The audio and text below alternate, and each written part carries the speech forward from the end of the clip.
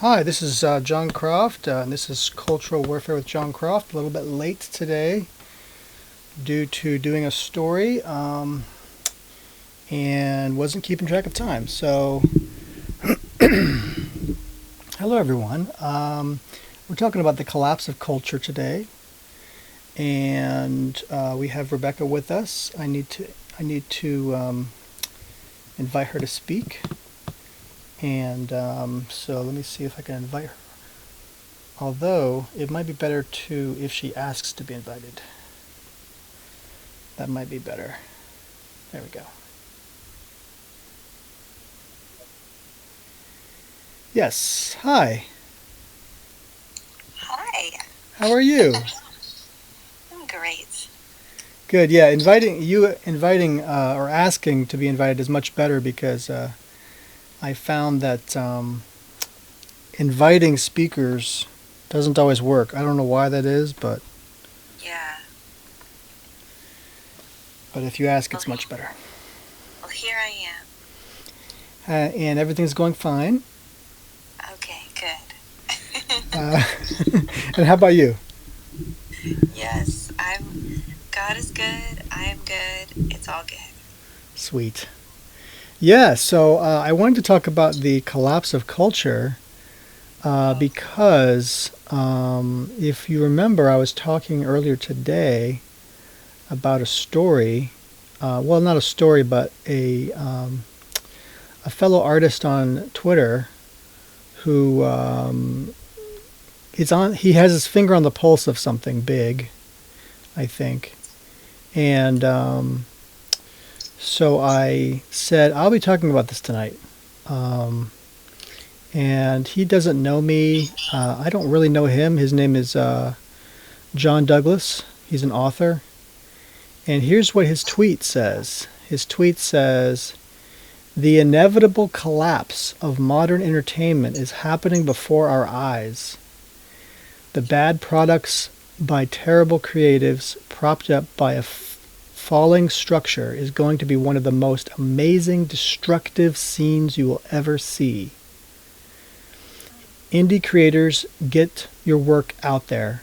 People's hunger for entertainment doesn't go away just because their old supply of it does." Wow. So he's talking about a supply and demand issue, and he's saying that we need indie creators. I don't know Yeah. if I'd describe it as a need for indie creators. I'd describe it more of as a counterculture group, a group that intentionally, it must be intentional. It can't just be accidental. They have to intentionally seek to say the opposite of the narrative that is destroying our culture. So this has to be very intentional. It has to be a brave act. It's not enough to be like, "Oh, I accidentally walked into that." That's not enough. Um, Real skin in the game, real stakes. You have to be willing to be canceled. You have to be willing to be destroyed. You have to be willing to say things other people will not say and do it in a very brave way. So, this is what artists were always meant to do in the first place. We were always supposed to be doing this.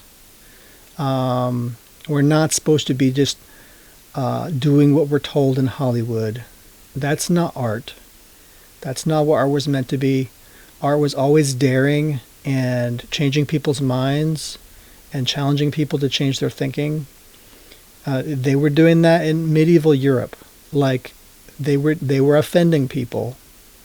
They've been doing it all around the globe. They have people in China right now who are artists who are speaking against communism. These are real artists. All right. So a convenient or inconvenient message. That's not what we're here to do. What we're here to do is intentionally speak things that are offensive. And by the way, he also has another tweet that I also shared before this one, and it says, "Now more than ever, genuineness and authenticity are the gold standard in indie spaces. Yeah. It can't be faked. Real, recognize real. In whatever you do, do it with your whole heart, because when you aren't genuine, people can tell and act accordingly. And Yeah. that's the point I was making. This has to be authentic, it has to be real, and real people can see it. They can see if it's fake. And they're not interested in fake stuff. They're not interested in you just backing into some argument. Oh, I didn't mean to do that. Oh, oops. That's not authentic. You know. So that's what I want to talk about tonight. I feel that there's a lot to talk about here because Yeah. it's not just about an artist's attitude, like the stakes involved. It's also about how do you repair a society that's collapsing. So this isn't just about culture, but we're going to talk about the cultural side of it. So Yeah. we can't speak about all the other stuff. Like let's just say our society collapses financially. Like that's not up to culture people to solve that problem. That's more up to policymakers, government people to decide. Like, are we going to allow currency competition? Are we going to go back to a gold standard? All that stuff. But which I'm a fan of the gold standard. I think that that's timeless solution. But that's not what you're here to hear. You're not here to hear me talk about the gold standard, right?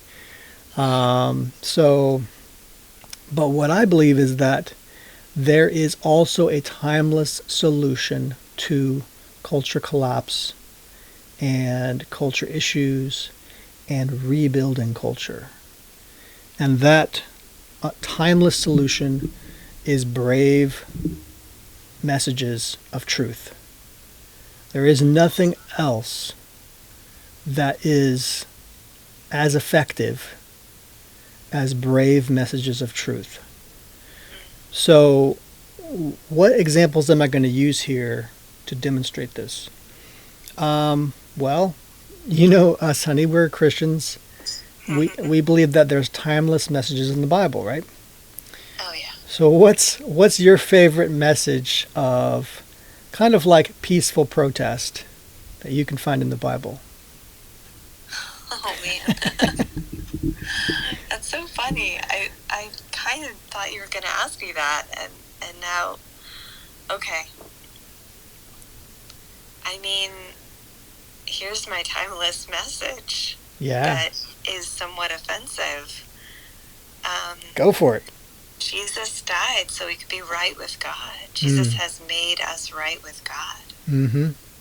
This is the timeless, eternal message. The gospel. Yeah, the gospel, the message of peace. Mm-hmm.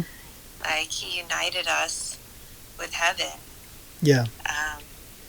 By dying on the cross for us. Mm-hmm. And it can be very offensive to a lot of people because it means you don't have to work for salvation.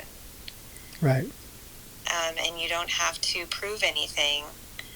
You're literally accepting the work of what he did. You're accepting the finished work. You're believing, and you're experiencing the reality of what he did. Well, this is my favorite truth. You know, it's funny. I thought you were going to mention an Old Testament story because that's what I think of. But you're right. That's absolutely the most seminal example in the Bible of peaceful protest. And I love your example because what it's really saying is there is a system that exists in the world, and that system wants you to pay it something. Yeah. Right? It wants you to pay for your righteousness. It wants you to pay into your acceptableness in society. Yeah. And so there's these two systems that exist in Jesus' day, and that's the religious authorities and the civil authorities. And these same systems exist today. But our religious authorities aren't the same as like a Christian church now. Our religious authorities really are more about, come from Enlightenment thinking, which is really the state. So the state has become virtually the same religious system as it is the as it is the civil authority.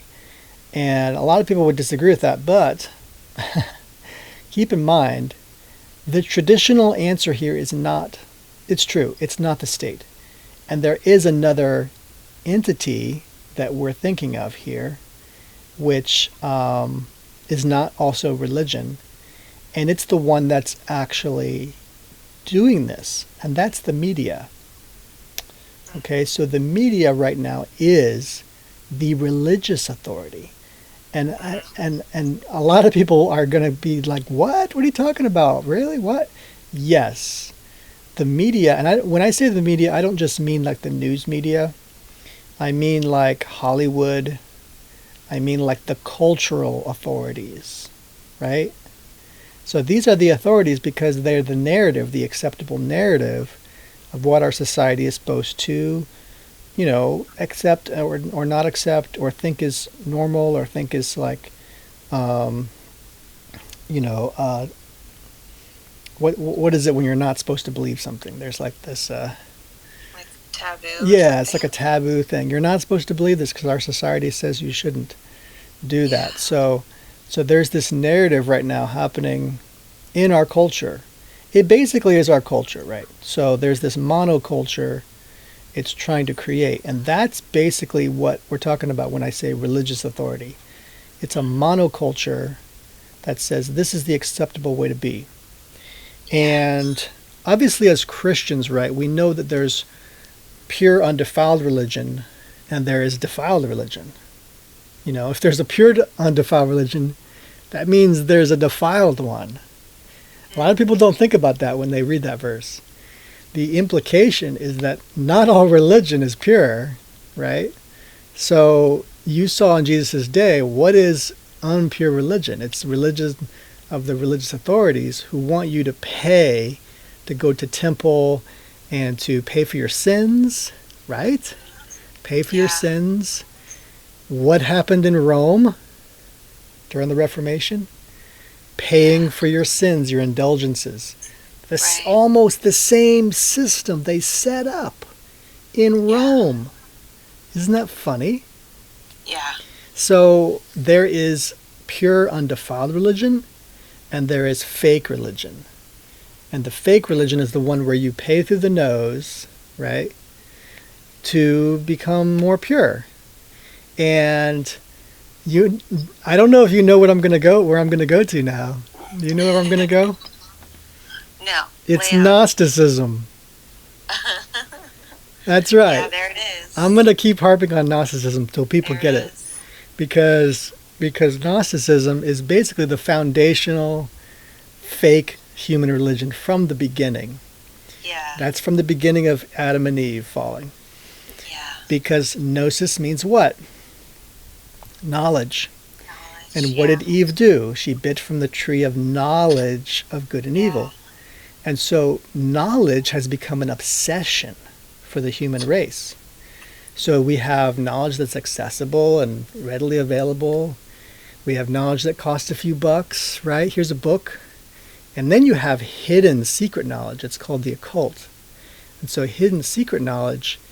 And then you have an occult parasite that attaches to every single faith around the world from time immemorial.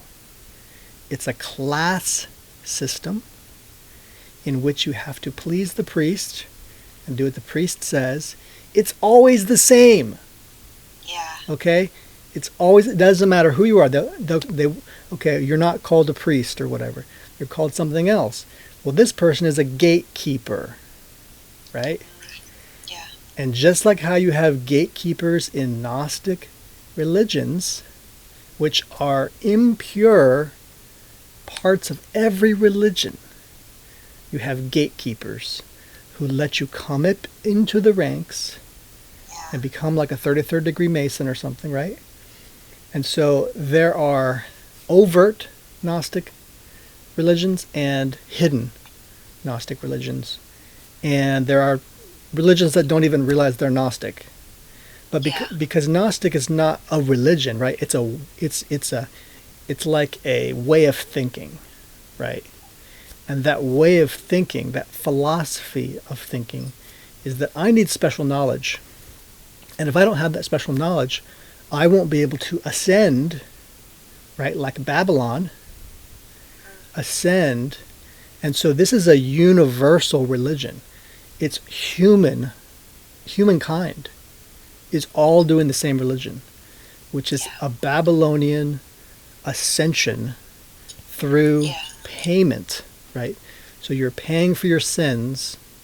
And what did Christ do? He destroyed it. Like he already destroyed it. Why? Because it's through faith you're saved. It's not through paying someone. And you don't have to do all these works, right? Because then that means people who can't perform these actions, what, they're going to go to hell? That's not very fair. And so then you have people who are like, well, it's not a fair world anyway, so sorry. And so those are the people who buy into Gnosticism, right? This kind of performative religion. And so because they can perform well, they're okay with this, right? They like this. Yeah. They're very smart people. Doctrine is part of it, right? So any Christian denomination that focuses too heavily on doctrine and what? Knowledge are part of the fake Christian parasitical Gnostic element of Christianity. They're not relying on Christ's blood, which he taught us from the beginning. They're not relying on that. They're relying on good doctrine, right? And they even replace the fruits of the Spirit with doctrine. So the Bible even tells us what to look for, right? When you're looking for a faithful believer, you're looking for someone who has the fruits of the Spirit. Do you remember what those are? Because I forget. Yeah, so my daughter's really good at this. Yeah, she's impressive. I can follow her example. Love, joy, peace, patience, kindness, goodness, gentleness, faithfulness, and self-control. 9. Bam. Bam. Right? And what do people complain about in the American church? They don't do those things.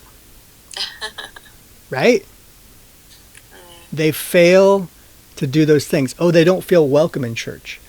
Oh, someone was rude to them or snooty. Oh, they didn't give them help when they needed help. Right? So is this a legitimate complaint? Yes, it actually is a legitimate complaint. What are those same churches that aren't doing the fruits of the Spirit focused on? Not policy. Sorry, we don't help people this way. We got to help them in the proper way.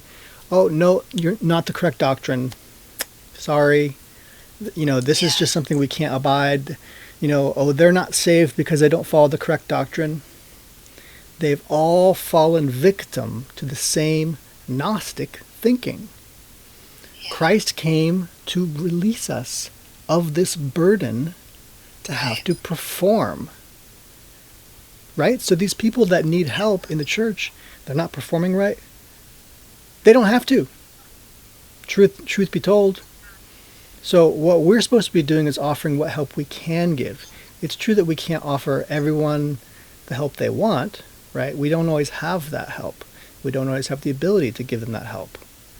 So what did the apostles say when someone asked for help? They said, I don't have that, but what I do have is rise and walk, right? Yeah. So this is what our churches should be doing. We don't need to be performing a performance that they want. No, we just give what we can give. Yeah. So that's what we're supposed to be doing. We're supposed to be living by faith, not by works, right? Not by our intelligence and our doctrine. That's Gnosticism. We don't ascend the halls of Christianity by having better doctrine. Yeah. It's absurd because we're not God anyway. How can we truly understand the nature of how the Holy Spirit relates to Christ and God the Father? Why are you thinking that you can understand that? It's absurd. You're talking about God. And then you have the audacity to yell at other believers because they don't know what you know. And you might not even know it. So what does that matter? You see, I'm describing a collapse, not just of culture, but of the Christian faith in America, right? Yeah, and Paul, who, you know, we could arguably say had a pretty good handle on doctrine, Yeah. said, I resolved to know nothing but Christ and him crucified. And the simplicity, the childlike simplicity of trusting God is really what is required. And what did he eventually call all of his religious experiences and religious knowledge and religious achievements? Oh, yeah, exactly. Well, yeah, he calls it poop. It's dung. Yep.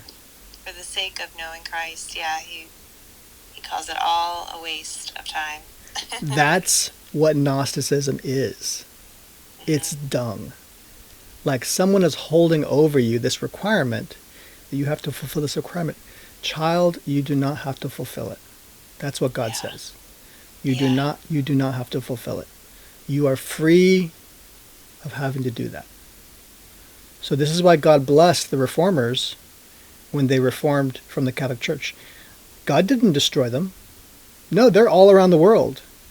And why is this? Because they care about the gospel. They care about the actual message of the Bible and of what God is trying to do. I'm not saying they're perfect people. That's ridiculous. Why are we demanding perfection of people?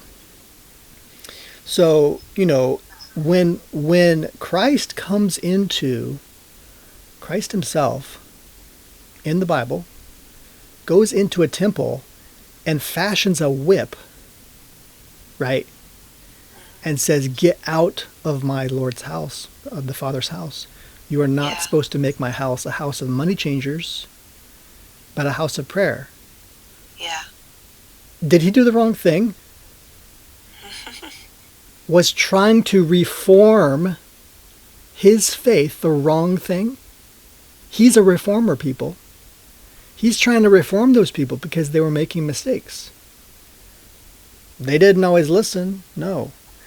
But this is the process that faith is always going through, right? Because we don't all understand God's ways. So in time, some people, right, say things that are offensive and they get killed, they get martyred. But then like 50 years later, someone's like, that wasn't really right. What was he trying to say anyway? And they dig it up and they go, you know what? The translation of the Bible here, we could really think about this, what this means. I mean, we assume that the church has always been the way it is now. Not true. The printing press didn't exist, which means there were Christians going to church for hundreds of years and had never read the Bible. Were illiterate. So why is it we assume we understood everything about the Bible at that time? And that people like Martin Luther, after reading the Bible, didn't have some kind of awakening. Why read the Bible if you're not going to have some kind of like profound knowledge about God come to you? Like, of course, you're going to realize something new about God. I mean, have you read the Bible? It's always surprising you. Always. So why is it we assume the church just was perfect in the first century? No issues. And anybody that wants to come along and reform it now, oh, they must be wrong. They're deviating from God's original. This is absurd. It's absurd. You know? So, you know, I'm not saying that, you know, in everything we do, we're always getting better, right? Sometimes things get worse. Sometimes things do get better. But I am saying, hey, look at the facts. And sometimes you'll be surprised that maybe we have had the wrong view in the church for quite a long time. So don't be surprised if you need to repent again of some kind of silly belief you had, even after becoming a Christian, right? Oh, I'm a Christian. How could I be wrong now about anything? I can't. What? No, we're called to this kind of humility. We're called to this kind of like willingness to go, oh, you know what? I was wrong about that too. So, okay, let's see if we can do better. And here's the point of all of this reform talk, right? I've offended half the audience because they're like, I don't know, some other denomination than me. That's fine. I love you guys anyway. The point of it is that just like in the time of the Reformation, things were happening in society that were collapsing and changing, right? So what did we do about it? Well, there was somebody who, right, there was a loyalist and there was a reformer. And the loyalists tend to go the way of the buffalo. And the ones who want change tend to be onto something. Like there tends to be something that they're onto. And I'm going to shock everyone right now and tell them that, you know what, even though I can't stand something like communism, socialism, the Cultural Revolution, all of this stuff, you know what?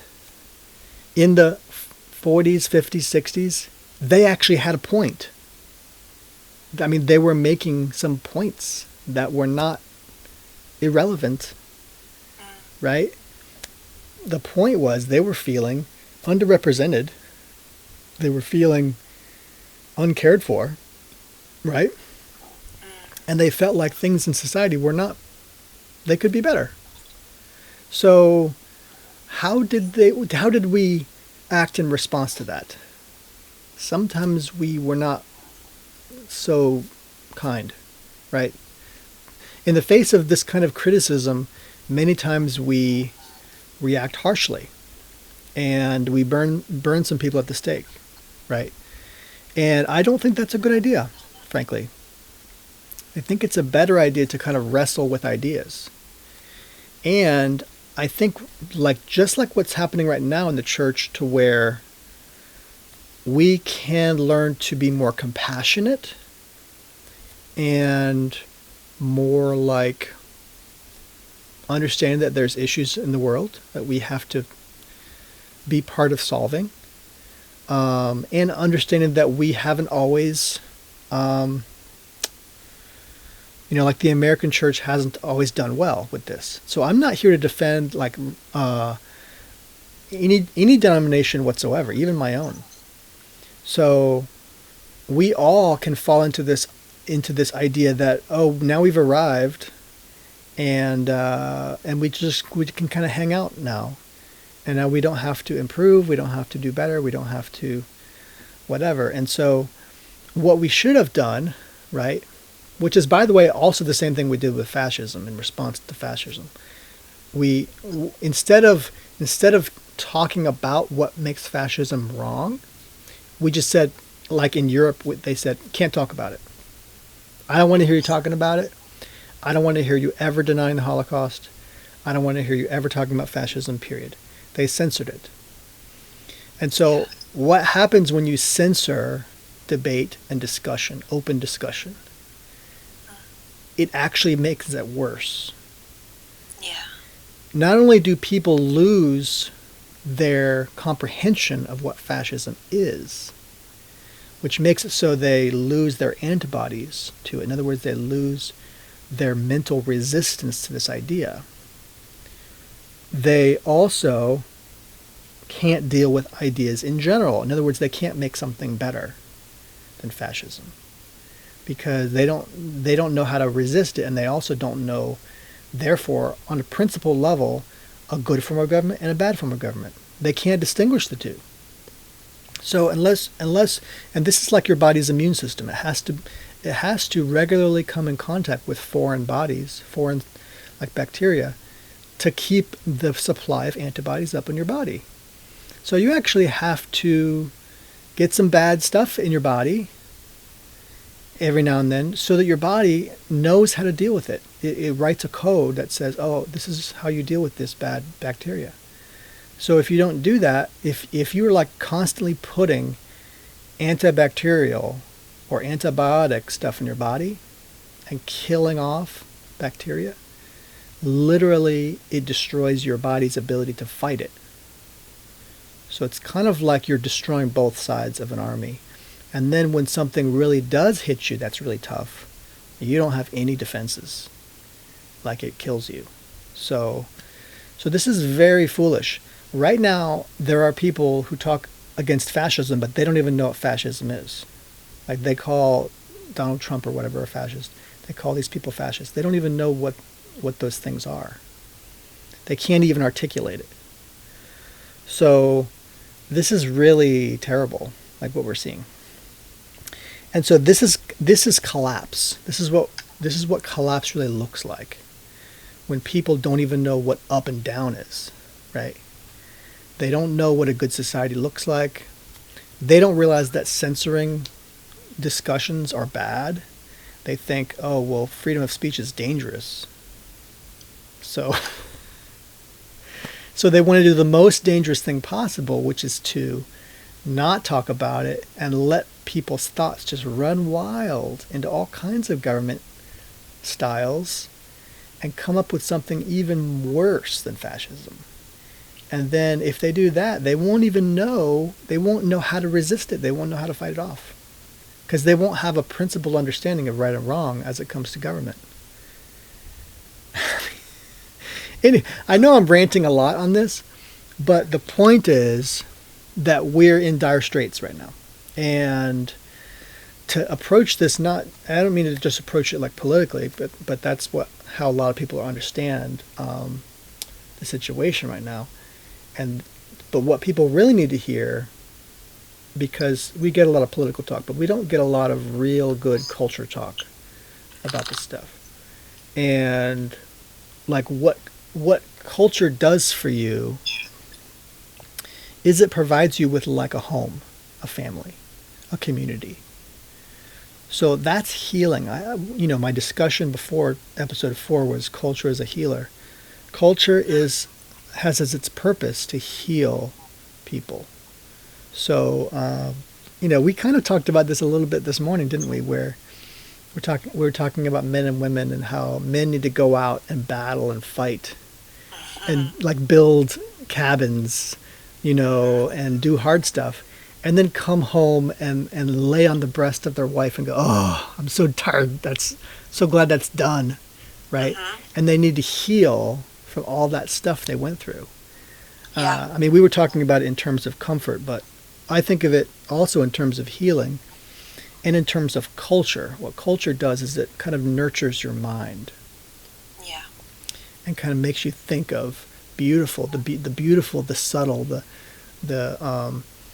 elegant, the excellent. I think the dictionary describes it as excellence, but I don't always think of it as. I think of it as beauty, right? Because excellence is like the problem with excellence is it's like a value judgment. Like, oh, this is so much more valuable. But how can you put a value on beauty? It's like essential to human thriving. So it's like, in other words, it's just very much more valuable than a silly value statement. Like, oh, that's pretty excellent or whatever. So, but beauty is like, you come home to beauty, or you go to your garden and you see beautiful flowers. These are healing moments where you get to kind of like re-establish what you're fighting for every day. Why do you go to your job every day? Why do you do all these things? And so when people lose that at home or in their society, in their culture, then they lose the will to fight. They lose the will to achieve. They lose the will to have purpose and to go achieve things that are difficult. And so culture is like a healer in that way. We all need culture. We all need like to relax sometimes, but it's not just about relaxing, right? It's almost more about like looking at things differently, right? That's why storytelling is such a major part of culture. Storytelling allows you to look at things from another person's perspective. It allows you to look at your own life with greater depth and the lives of others and the lives of like make-believe people that might have existed. Like it takes you out of yourself to where you don't mind thinking about it so much. Like, you don't want to think about your problems, right? So you think about some other guy and hit their problems. So this is like a healing moment where you get to have some extra perspective in life. And that really does give you a depth of sympathy and empathy for other people. It fills life with more tolerance and understanding and love and compassion and all of these great things that you kind of are fighting for when you go to war, right? So that's kind of what this is all for. And the question is, what kind of culture really does that the best? And so you can make a value judgment on this. Everybody can do that. And everybody can prefer one kind of music over another, one kind of film over another. There's nothing wrong with that. It's what makes you feel kind of blessed and happy and enlightened and smarter and friendlier and nicer, and you know what I mean? It's healing to you, right? It blesses you in many ways. So, as someone who's religious like me, I don't think all these things are about like, oh, what I like, right? In a religion like Christianity, it's not all about us, right? It's supposed to be a little bit difficult to where it's about something bigger than us. It's about God, and it's about kind of like this mandate God places on us in the world where we're supposed to do certain things, and this is making our lives better. It isn't just supposed to, right? You have to do some of this in faith, and then you find that it's true as you follow it and obey it. So that's always been true for me. I've never practiced what the Bible told me to do and then been disappointed later. And I'm not saying things always work out. That's not true at all. But what I've learned is that there were lessons I didn't know I needed to learn when I doubted, right? And then when I experienced that lesson, it's like, oh, okay, well, this is supposed to be hard, right? Yeah. And that's not the message we all like to hear, but that's the truth, is by learning that lesson, you are actually becoming stronger. And then next day you can go back out to your job and do something even harder than you did the day before, right? And become a better filmmaker or a better whatever it is you do. And I'm a filmmaker, so. And you have to have failure, to become a better person at what you do. If you're not experiencing failure, you're just not doing it right. You're not risking anything. So that's the question, is culture collapse, and what do we do about it? Well, you might suffer. Okay. So the example I gave when I asked you before, what kind of examples could you think of peaceful protest? Mm-hmm. The example I was thinking of was Shadrach, Meshach, and Abednego. Oh, okay. That's peaceful protest to me, because it's a very direct statement. It's a very direct story. Yeah. Daniel and his bros are, in Babylon, and and the dude is asking them to bow to a huge idol. Yeah. And Nebuchadnezzar, right? And yeah, I think so. Yeah, I think. And so they know who their God is. They know their God does not put up with this stuff, right? If they're going to be faithful followers, then they can't look at what their fellow Israelites, who are also slaves there, the fact that they've given up hope, the fact that they're actually bowing to this idol. They can't look at those people and say, oh, I guess I should do it too. No. They have a deep conviction about who God is. They actually are believing Jews. They believe, about God.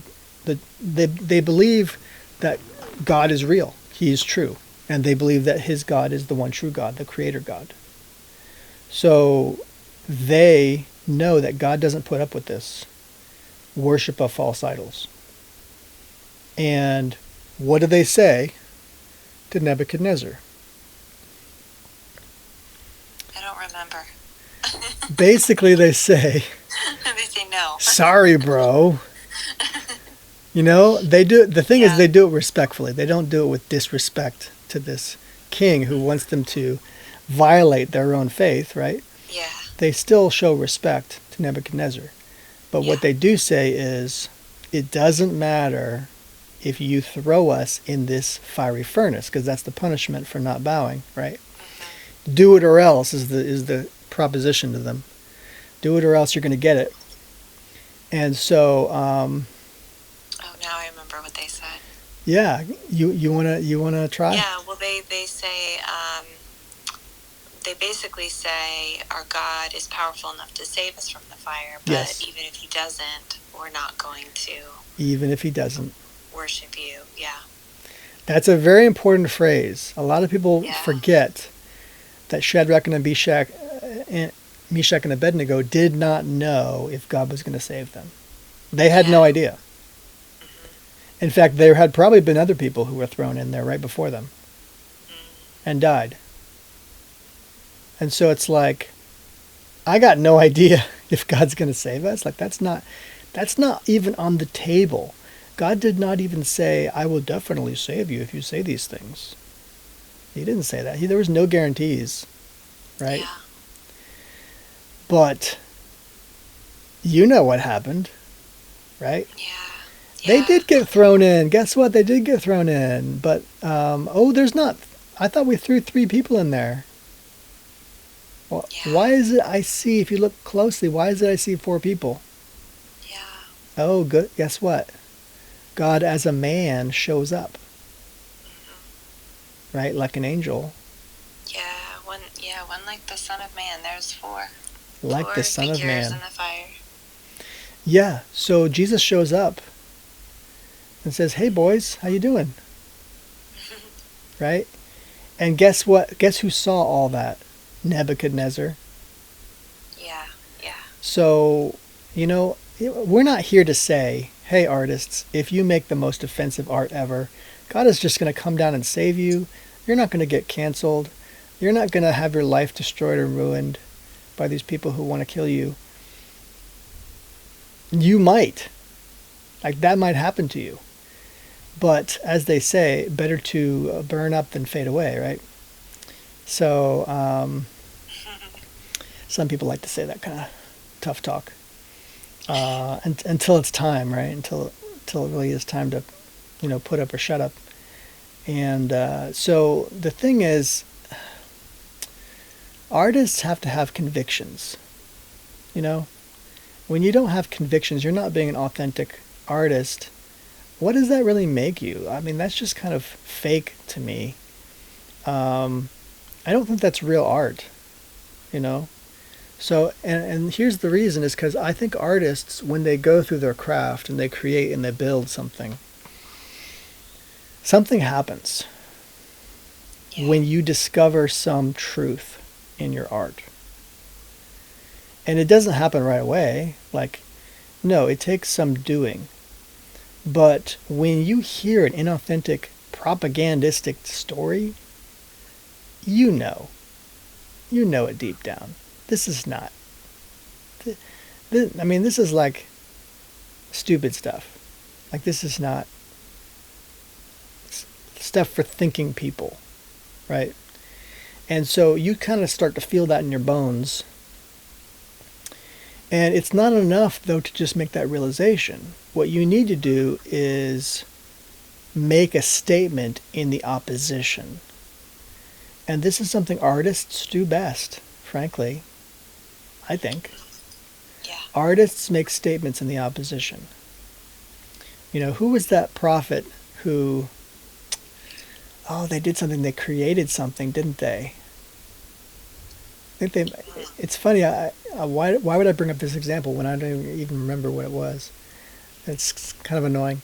But there's this prophet, and prophets often, people don't realize this, but often prophets are like artists.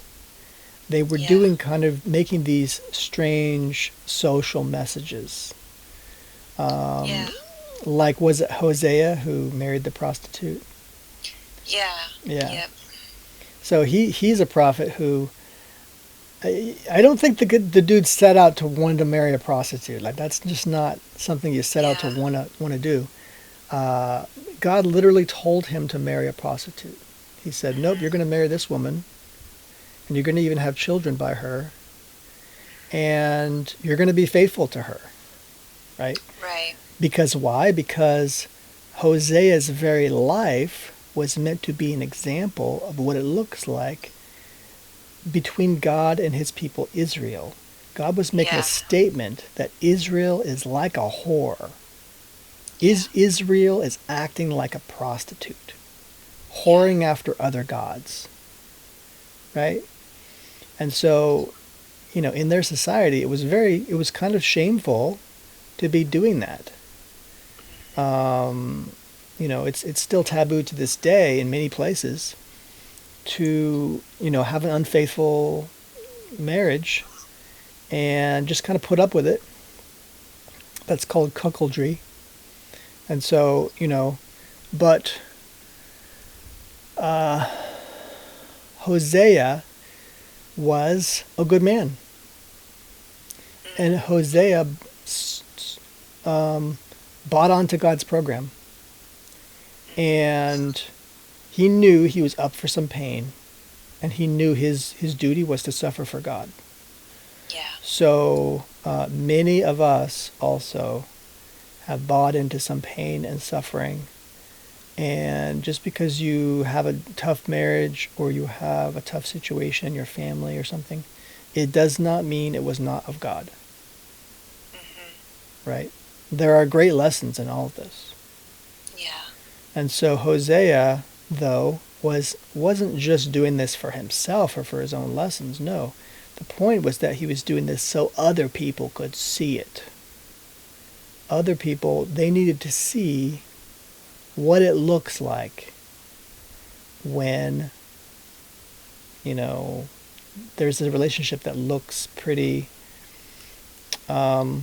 unfaithful and unclean and unbecoming and not very attractive, right? It's just not very attractive. Yeah, God was inviting Hosea to Partake. basically, Yeah. like suffer with him and experience, Wow. like empathize with God. Wow. And I like what you're saying, like where you're taking this idea of like what were people thinking as they watched this unfold, because he was God's prophet. So, Right. Everybody knew that he was God's prophet, that Yeah. he would stand up and he would talk and he would be like the word of the Lord, and everyone would kind of listen.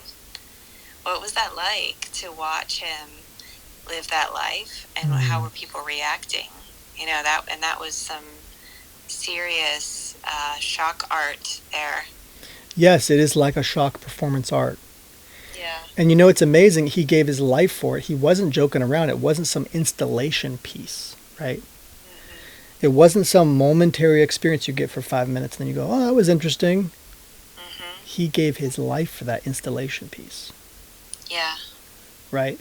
So God also knew that this would be a lifelong journey. So God knows that his people are going to be going through a hard time for a while. And so this is a lesson that they all need to hear for a while. And so, that's why Hosea was needed for all that time to be making that statement. Mm-hmm. And so these are statements that God can make through brave people. Yeah. Brave people who are willing to suffer for what's right. So is it so much suffering to make a film? Sometimes. Is it so much suffering to write a book? Yeah, sometimes. It's not as bad as Shadrach, Meshach, and Abednego. But in some ways, it's just as bad, because this could be your whole life, like Hosea, right? You are giving of yourself very deeply. So you have to give much of yourself, much of your time, possibly all of your money, possibly everything you have to fight this fight. Yeah. And many people are going to scoff at that. And they will, but the funny thing is these same people will fight at people who really do give their, will scoff at people who really actually give their lives. That's how bad people have become. They don't care. And the reason is because social media has made them separated from the reality of how bad things are. They've started to believe it doesn't matter. It's very disturbing. If this person had lived on your block or something, it might affect you a tad bit more.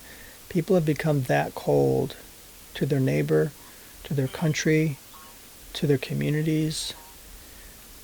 We're in the situation where there's going to be a lot of suffering, chances are, because we're dealing with people who lack the courage to stand up against wrong things. And so it's going to keep getting tougher and tougher and tougher as we refuse to stand up, as we continue to be silenced by little men with little mustaches. And as we continue to be made into weaklings, it's pathetic and sad. So, Are they the twirly kind? I wish they were. Of mustaches.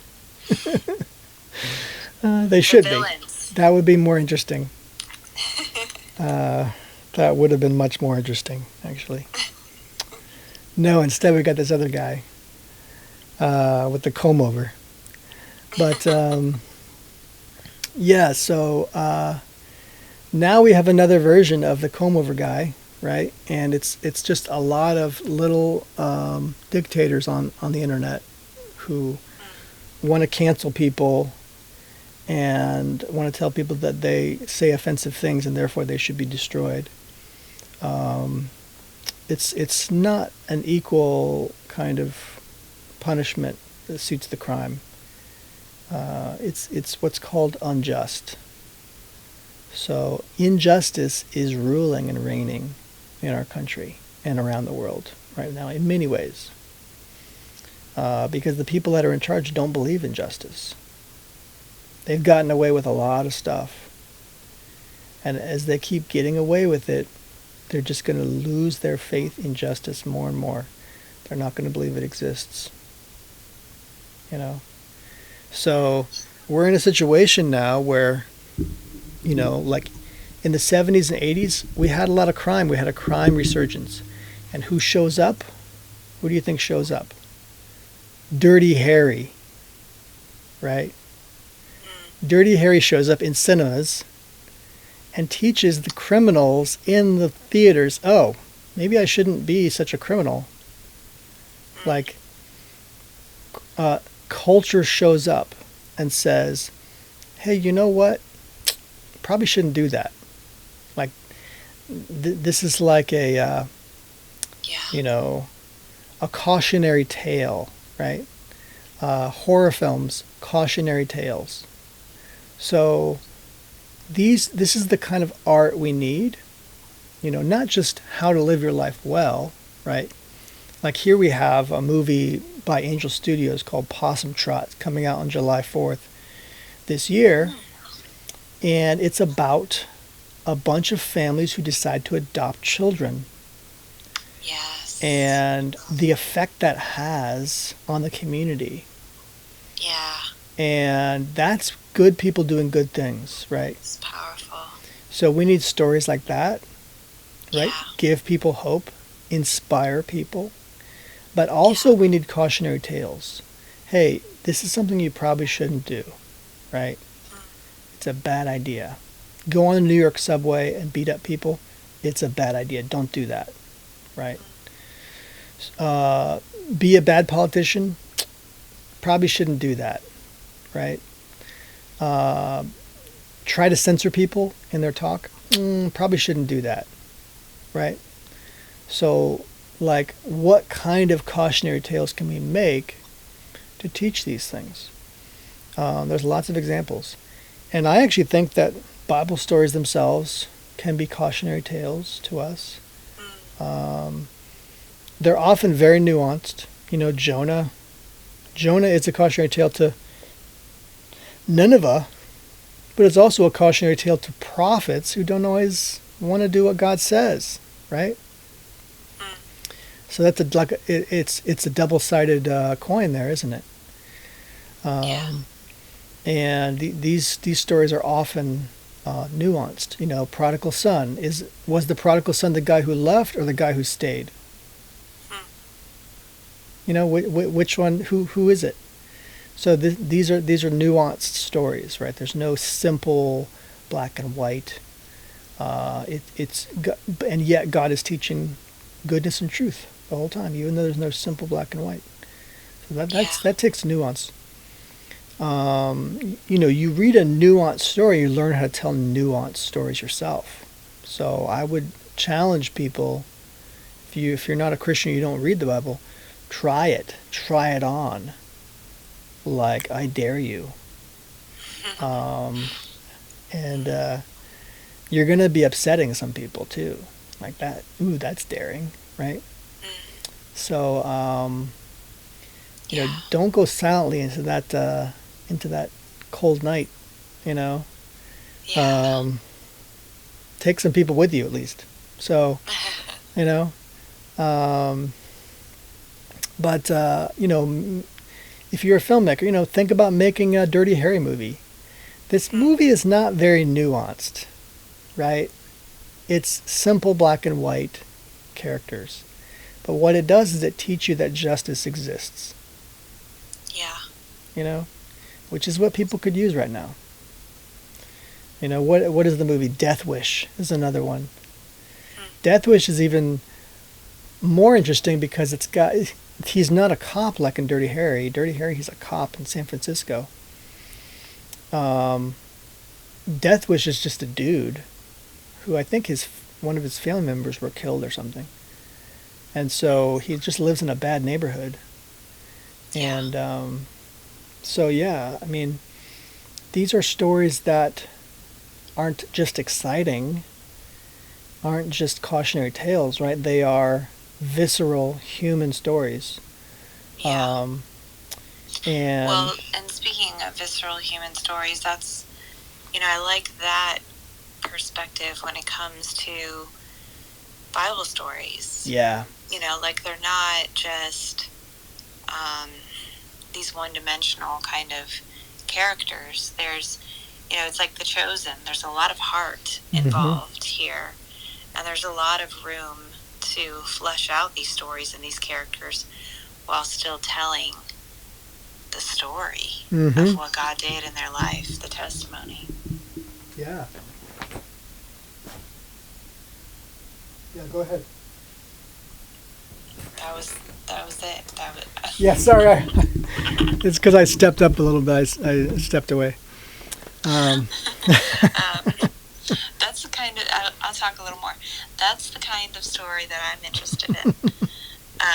Too late. Just joking. I love these, it's one thing, growing up and hearing all these Bible stories, and thinking like, well, okay, that's nice. How does that apply to me? What am I supposed to take from that? And then it's another thing to be an adult and to sit with the Holy Spirit and read about Joseph in Egypt, and to read about David, dancing, and to read about Ruth, and just to read about all these characters and to really feel like you know them. Yeah. And that their stories are valuable in a way that I never understood when I was younger. Right. There's so much more in these stories. It's really the stories of imperfect people, and what happens when they put their trust in God, like often imperfectly putting their trust in God, and they're not necessarily doing all the right thing. Absolutely. they're not following all the religious rules and checking off all the boxes of like, oh, this is the most upstanding person in the Bible. No, they're just making mistakes. They're having emotions. They're keep becoming overwhelmed. They're doing all kinds of things, but they're having faith in God, and they're seeing. They're seeing him move in their life. Yeah. Yeah, some of the greatest men in the Bible were terrible sinners. I mean, look, who are three of the greatest people in the Bible? You know, Moses killed a man, went into exile, right? Couldn't talk after that, could barely talk. You know, like, who else? King David killed a man, on the run many times for his life because of all that. Who else? Oh, Paul killed a man. Oh yeah. Killed potentially many people. Or at least was very partly to blame for much of it. He said he was the chief of sinners. And that's in the Bible, so yeah. That makes it true. It's true. If you want to know the chief of sinners, it was him. It was Paul. Now we know. Good old Paul. And he turned out to be the one that God spoke through. So. And all the apostates today love to hate him. All the apostates love to hate him today. Yeah. Because he's so based. But yeah, they get very offended.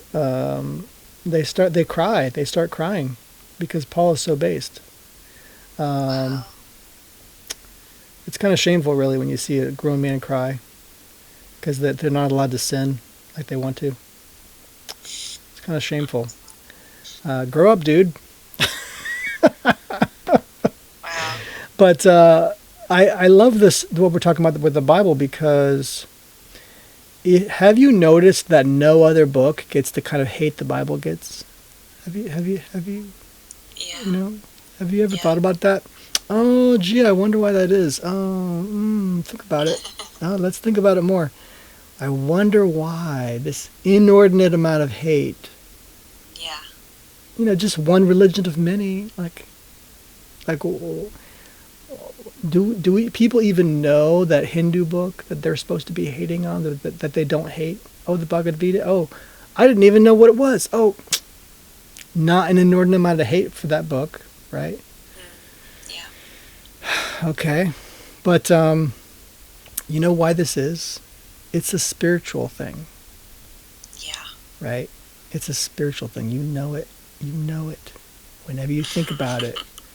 Whenever you think about it, and the devil doesn't want you to think about it. He gets angry. He wants you to just shove it away from your thinking.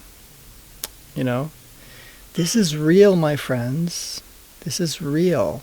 This is not some make-believe thing. I've seen it happen over and over and over and over. For some reason, someone just can't bring themselves to read the Bible. Oh, it's so hard to read, right? That's called, many of us would call that a spiritual attack. You're being attacked spiritually. And because the devil does not want you to read that thing. That's why it's so hard for you to read it. It's not because it's physically hard for you to read, okay? Wake up. There's nothing wrong with your eyeballs, okay? You can pick up that book for a few bucks and read it anytime you damn well please. You could read it, okay? Stop being controlled by this foolish entity who does not care for you. So I say that because it's going to take work. It's going to take work to hold some difficult beliefs. And it's difficult because people don't like it. It's difficult because people who, would rather live in their own decadence. They'd rather do. I think we were talking about this morning too. They'd rather go home and Netflix and chill every day, right? Yeah, yeah. That's what they'd rather be doing right now rather than reading the Bible, right? Yeah. So it's not hard for you to pick up that remote, is it? No, it's very easy to push those little buttons and get some popcorn or order out pizza or something, right? You ever think it's going to be so easy tonight to order out a pizza and read my Bible? You ever think that? No, you don't think that. No. Come on. You're not fooling anybody. No, it's hard to do that, right? But as you do it more, it gets easier. Why? Because you're building in your life a fortress of truth. And that fortress of truth is fighting out the Viking raiders, right? It's keeping them away. And so you can have a culture that survives the Viking raiders, or you can have one that falls and gets destroyed and torched and killed and your women raped. Like that, you can have one or the other. So if you're going to have one of brave people who do brave and difficult things and builds a fortress, right? You got to do some work, people. You're going to have to do some work, like grow up. So that's the kind of stuff you're going to have to do. Now, I can give you some, I know this became another church episode here where we talk church, but I'm going to give you some pointers on reading the Bible here. Oh, yeah. And studying the Bible, because it's actually not that hard, okay? There are some good Bible teachers on YouTube. Number one, watch a video on someone breaking down a book of the Bible. Go to the Bible Project. Go to Chuck Missler. That's a little more in depth. Go to Above Reproach Ministries. There's a few others, but those are the ones I like. When I want to be reminded of something deep and complex in the Bible, I listen to Chuck Missler. Yeah, he's great. When I want to get a good summation of a book of the Bible and just see the themes just glow and come out of that book of the Bible, I go to the Bible Project. If I want to hear something new, like something I didn't maybe think of before, and something like, a little bit novel and interesting, I go to Above Reproach Ministries. Like, I don't think he's always correct. He's coming up with lots of novel ideas. But he's pretty good. Oh, also Apologetics 17 or Acts 17 Apologetics. He's pretty cool too. But that's step number one. Step number two is check your spine, right? And go, you know what? I'm going to make a decision. I'm going to read the Bible once a week. Just once a week. And don't just do that, right? Have a Bible study. Like, go for it, right?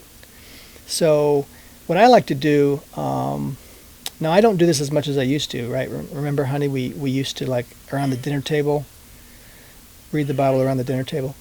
That's a great time because you eat your food, right? And you talking over dinner, and then right as dinner's finishing, you pull out the Bible, and it's kind of like a dessert. It's like your finisher of your meal, right? Some people are still eating. This is great. This is perfect. It'll keep them quiet, right? They're still eating. So, right. One thing I love to do, I just love to see the Holy Spirit show up, and I just open the Bible and just read what I feel God wants me to read. Just, it could be anywhere in the Bible, right? Yeah. I like to at least commit myself to a chapter and be like, I'm just going to read this chapter right here. Yeah. And then just start reading it. Read it out loud. And read it slowly. Yeah. Read it with like some emotion or something. Like, I don't mean emotion like drama. Like, I mean emotion like as though a person is reading it to you with some passion, right? And you can even pretend that that person is God, because that's the truth. God wrote this book for you. So, he wants you to take his words seriously. But you're going to learn so much just by doing that. But here's the key to reading after dinner. You're reading to your loved ones, right, at the dinner table. This is especially great for men, fathers of the family, to do this. I want the fathers to be reading the Bible to their families, because people want to look up to their fathers, right? They want to look up to you as a person who cares about God. Because if you care about God, then you're going to care about them. Because God's going to care about you, and you're going to care about them. And so this is a good thing to do, right? Read it out loud, and then after you read it, talk about it. Just talk, and talk about it like, here's what I'm getting from this, right? Be passionate. Be opinionated. Say, I don't know if I agree with this, whatever. Like if that's what you want to do. And I think what you're going to find out is that something's speaking to you in the Bible that's not you, right? It's like you have an opinion, you have a strong opinion sometimes, but there's something else speaking back to you saying, really? Okay. What about this? Read on. What does this say? And this other person speaking to you might actually be someone else in your family saying, I don't know about that, Dad. What about this? That actually could be God speaking to you through them. Saying, did you think about this? Right? Or you might be the one speaking to someone else. God speaking through you to them. Because really these concepts are God's words. And when they penetrate into us, you're absorbing God's words into your life. So you can then reiterate those words. The truths, the deep truths in those words can come out of you now. So you can be a wellspring of life coming out of you, right? So that's the beautiful thing, is you can just start discussing what you read. You don't have to act like a preacher. You don't have to act like a pastor and be like, I know all about this. Yeah, I read this when I was 8. Or be an expert. No, you're not an expert. So it doesn't matter if you're a pastor or a theologian. You're not an expert, friend. Okay? So don't act like one. Let God speak to you. It doesn't matter how old you are, how long you've been doing this. If it's the first time you picked it up, let God speak to you through it. So that's number one. I also think that you can have in-depth discussions about the Bible that's like more prescribed. So like people write books about this stuff. Weren't you reading a book about this? Like a commentary about the Bible? I am reading the Mirror Bible, which has commentary. That's the one. Yeah. Yeah, that was impressive to me. I didn't think... It's good. Yeah, I didn't think I'd be that impressed with it, but I was. What you're going to learn about as you read the Bible more is that these things often have to do with original language of the Bible. And keep in mind that knowing the original word and what it means is not enough. Like knowing it, first of all, that's cool. That's great. Knowing what the logos means and stuff. That's great. But then you have to understand its context in their culture. Like, how did they use it back then? In doing that, you understand that there's even more depth to the Bible that is very impressive. What was it I had learned a little bit ago about the yoke? For God has not put us in a yoke of bondage, right? Well, Christ also says, yoke with me, right? Yeah. And he's speaking of it as from two different perspectives. The perspective is as an animal, right? Like you are a bull or a cow or whatever, an ox, and you're plowing a field, and these oxen would be yoked together, right? And so you would pair a more experienced oxen with a less experienced one, because the less experienced one didn't know how to do it. But the experienced one would guide him along and keep him on the right path. So that's what Christ does with us. When we yoke with Christ, we lean on him, we let him guide us as we plow the field. You're still working, okay? Christ is not doing all the work for you, but you're leaning on him and he's giving you guidance. So it's kind of like he's next to you all along this difficult path, guiding you. So you can do great work that way if you yoke with Christ. But here's the other way that yoke was used, and I didn't even know this. Nobody taught me this until later. I was watching a documentary about ancient civilizations, and they had a phrase called being under the yoke. When you're under the yoke, what that means is you are a conquered people.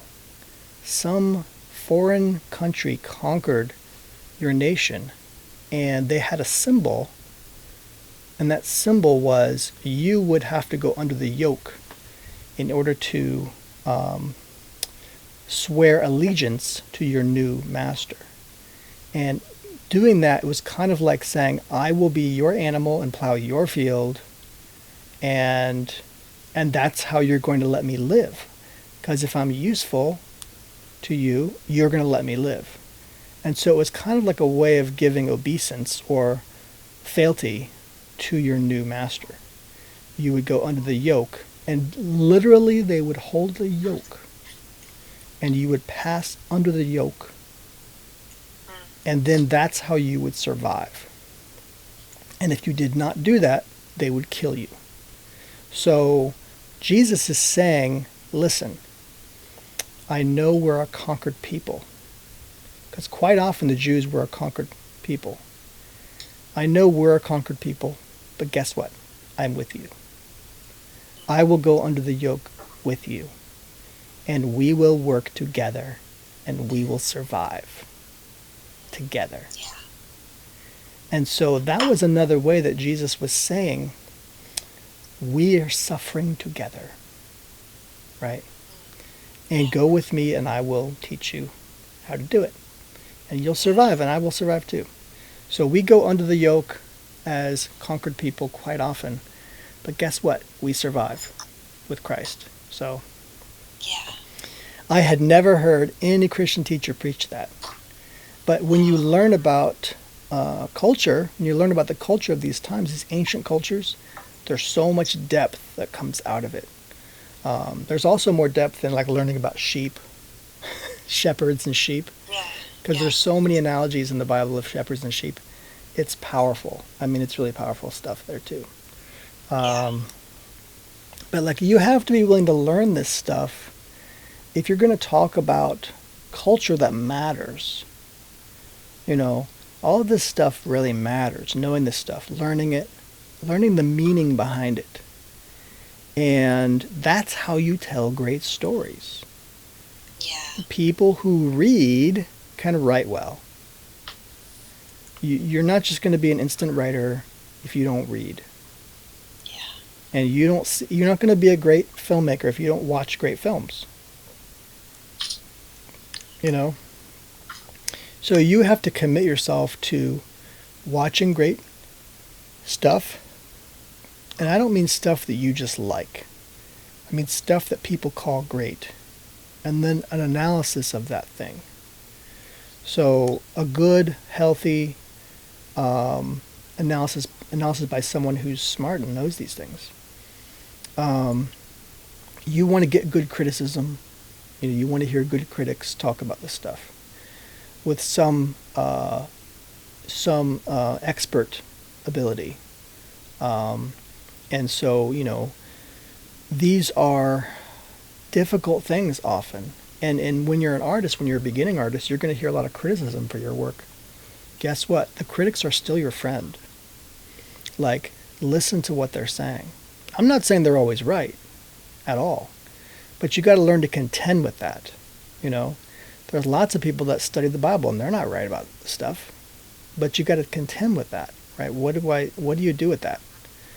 So, we cannot just shirk these responsibilities. You know, I was talking about this. I don't know if it was last week or the week before, but when there's an artist who expresses interest in looking for support, they want help, maybe they want funding, because not everybody's an artist, right? If you're not an artist, you can always support an artist and help an artist. And one of the primary ways to do that is have an in-depth discussion with this artist about what they want to make, right? What is their story? What is their skill level? What experience do they have? What's the symbology behind the color red? What are they trying to say here? And if they're not willing to talk to you about that, bad sign. If this person is a true artist, they're probably going to talk about their stuff like endlessly, or at least if you're willing to listen to them, at least they will tell you like what's in their heart about it. And so if you don't think it's very good, maybe the problem is you. But if they're not willing to talk about it with any depth, now that's a more serious problem, right? Like your interpretation might be wrong about it, but if they're not even willing to talk about it and tell you more in-depth stuff about why this is what they want to do and why they want to do it, that's not a good sign. So you need to have these discussions. And you need to start learning about crowdfunding, because crowdfunding is now the way for artists to resist the gatekeepers of Hollywood. They need to fight off these gatekeepers, because these gatekeepers are the people that are destroying our culture. They're the ones that are saying, no, culture needs to be homogenous. It cannot offend me. It cannot offend many other people. It must be the same message over and over and over. And I feel safe with this message. I'm a child of 14 years old. I cannot handle my mother telling me to clean my room.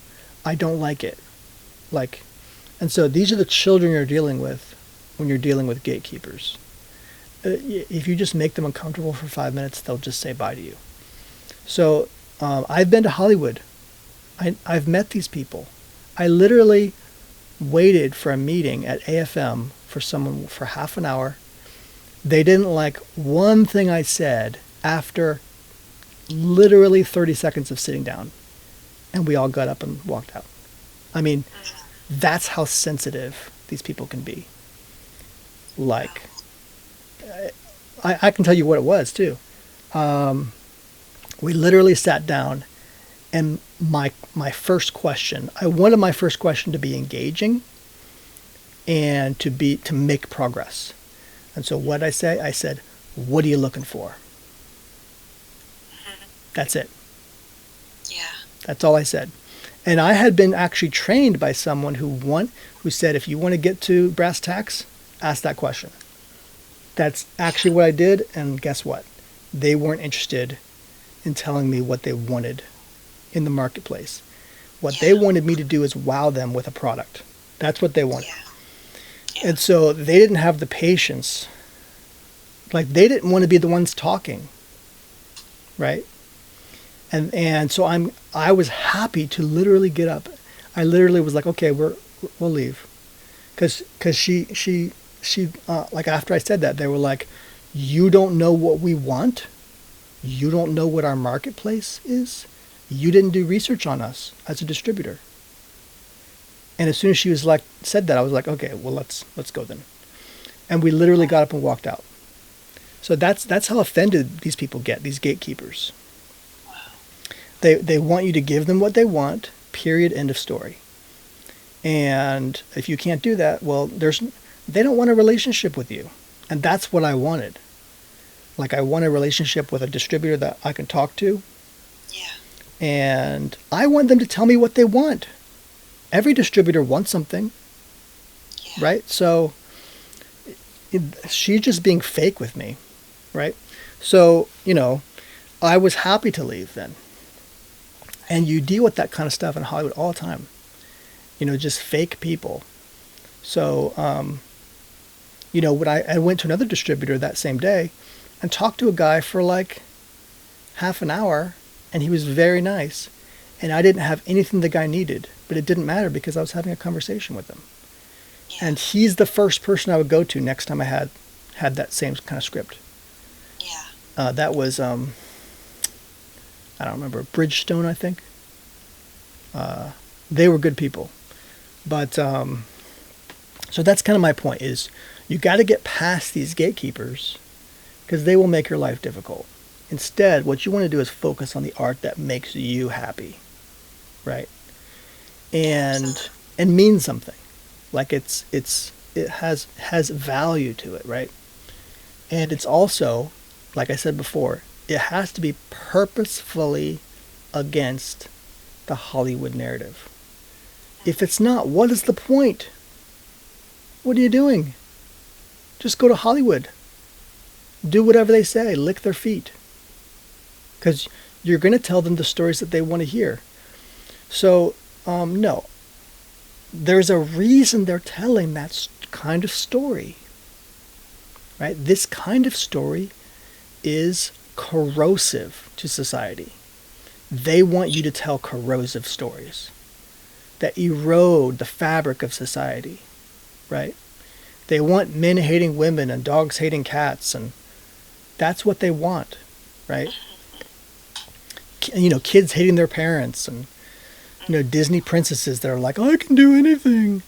Like, that's what they want, because that's a corrosive message that destroys society. So what you want to do is make something else. Make something that builds society. Make something where the father is actually smart. He's not a moron, right? Yeah. Like, purposefully find out what Hollywood says and say the opposite. And notice the hornet's nest that comes after you. Notice that they will hate you. Why do they hate that so much? Why? Because it's spiritual. It's a spiritual war, right? Hollywood is a spiritual place that I could not live in because it was corrosive. It was, dare I say, it was evil. I mean, I could feel evil there because it was very selfish, just very, I don't even want to get into it. But, it's very surface level, no authenticity, like, at all. So, a lot of people, they want people to lick your feet. That's what they want. If you're willing to do that, you'll fit right in. But what I would say is purposefully notice what they're trying to sell kids and sell families. They want you to go to work hard and then go home and Netflix and chill every day so you can be lazy and not learn anything about the real world. And they want you to listen to stories that are corrosive to society. That's what they want, right? Because this is spiritual. So we're getting into real stuff now, people. Like, we're not fooling around, okay? You got to tell stories that they do not like. That's what you got to do. I'm not saying you got to be like grotesque and unnuanced and have bad writing. Like, I'm not saying that. You need to have highly skilled stories because that's going to offend them even more. That's going to make them really sad and annoyed because they're going to realize that they don't own art. They don't own the culture. Other people might even be taken away from their art and go to your art, right? If your art can impress some people, they might watch your art instead. So this is going to really scare them. That's what you want, friends. You want to scare these people. But the only way to really do that is to tell a good story. To really scare them is to tell a good story, to have real craftsmanship.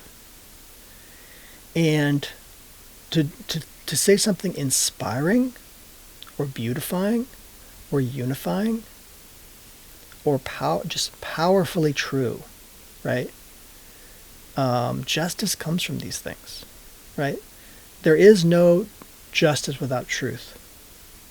They just, peas and carrots, friend, like that, they belong together.